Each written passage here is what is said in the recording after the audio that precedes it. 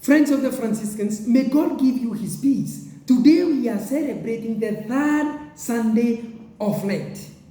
And our blessed Lord, on our journey, he is very profound with his message, which we find in John chapter 4 from verses 5 to 42, the encounter of our blessed Lord with the Samaritan woman.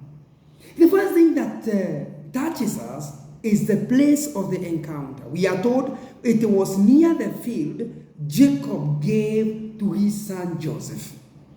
Joseph was loved by his father, not with the general love, but with the preferred love.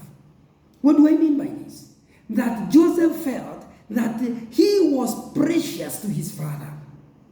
And even Joseph will be very important in the history of salvation. It is through him that the sons of Israel are going to settle in Egypt. He saved them from famine, from drought. My dear people, then we are told that is about place. Let us come to time. Jesus encountered the Samaritan woman at midday, the 6th hour. We know that in the Middle East, the 6th hour at midday, it is terribly hot. And we hear that Jesus was even tired. What does it mean, my dear people? Jesus gives us everything, and the special gifts he gives is himself. Actually, in the gospel, is calling himself the gift of God. When will he give himself to you? If we read Luke, the gospel according to Luke, we are going to hear 23:44. We are going to hear that it was about the 6th hour, and there was a darkness over all the earth until the 9th hour. This is the hour of your salvation.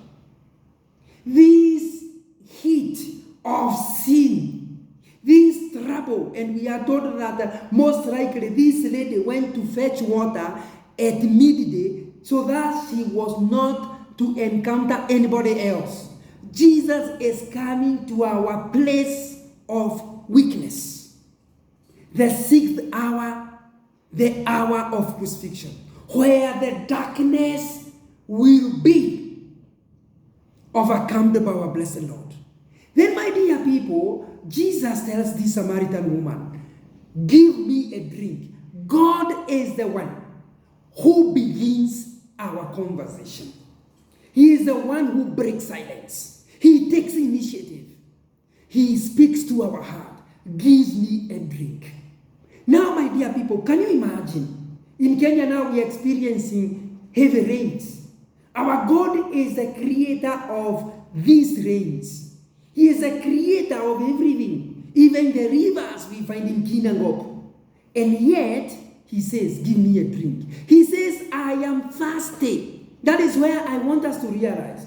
Jesus in the gospel, when he is crucified, he will say, I am thirsty. Why? Because Jesus did not die of COVID. He didn't die of anything else like flu. Jesus, his blood and water were drained from his body. When he is saying he is thirsty because he is giving his life for you and for me. And he says that there is no greater love than this, that one gives his life for others, for his friends. You are the friend of Jesus. And that is why he is telling this lady, I'll give you the water, that you will not be in need of coming for any other water. And is asking this lady, go and call your husband. And the lady says, I don't have. And Jesus replies, you are truthful, because you had 5 men who are not your husband, and the one you have is not yours. Why, my dear people? Because the only husband we should have is God himself. This is the biblical language of marriage or wedding, where God proclaims himself as the bridegroom and we are his bride. Now, these 5 men and the one she is having means our life of idolatry.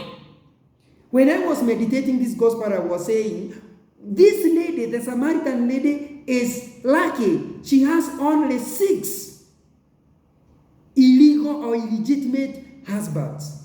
What about us? We could be having 100. The husband of anger that rules our life. The husband of fear that rules our life. The husband of selfishness that rules our life. During this time of Lent, we are asking the Lord, Lord, bless us that we may adore you in spirit and in truth. In truth, because we are going to get rid of all other husbands. And in spirit, because God is going to enter into our heart. I wish you encounter with Jesus and respond to the last question in our first reading. Is the Lord among us or not? We say yes, he is among us, and we are going to adore him alone and no other one. God bless you and have a blessed Sunday. Amen.